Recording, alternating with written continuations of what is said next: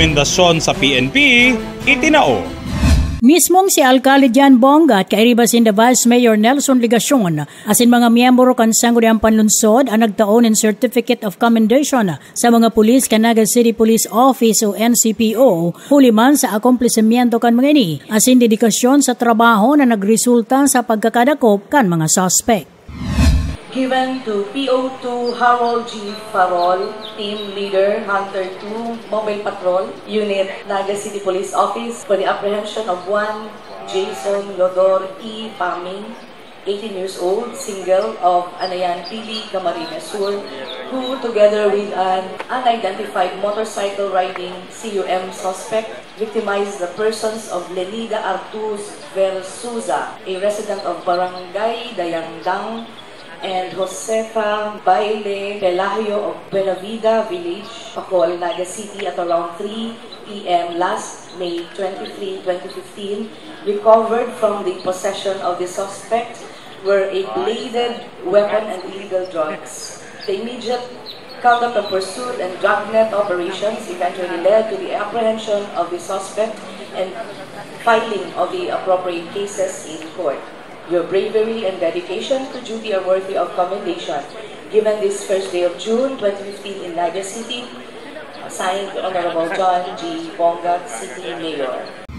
Sa paagi kan ANN News, ipinagpaabot man ni Police Senior Superintendent Narciso Domingo ang sa iyang nasasabuot sa pinagtoong onra sa iyang mga tauhan. Napakalaking pasalamat po natin dyan dahil sa commendations na binigay ng LGU ay talagang nakikita nating todo suporta po ang local government sa Naga City Police.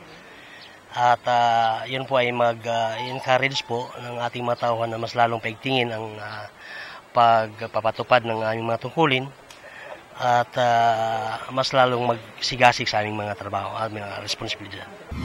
Isinaysay man ni City Director Domingo na igwang mga tabang na ipinagtatao ang lokal na gobyerno kan Siyudad de Naga sa Philippine National Police. So far po, natatanggap na po natin yung 2.5 million na financial support galing sa LGU. So far, in fact, pati mga repairs sa ating mga sasakyan at fuel ay natatanggap na po natin at napakalaking tulong po yun para sa NCPO. Huliman sa mga akomplesimientong inikan PNP, sinabi man ni Alcalde Jan Bongat.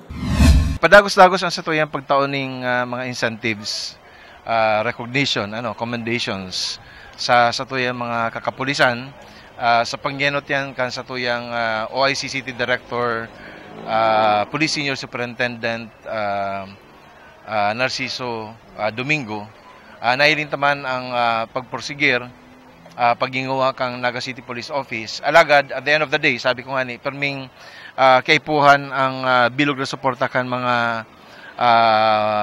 residente kang syudad, mga namamanwaan, para makataon ng reliable information na pwede makatabang sa crime prevention and crime solution kan Naga City Police Office. So they rest assured that the city government of Naga will continue to provide the necessary assistance para po lalo tang motibar asin mapapusog ang satuyang crime prevention and crime solution efforts dito po sa satuyang syudad. Para sa Naga Ngunia News, Myra Revilla.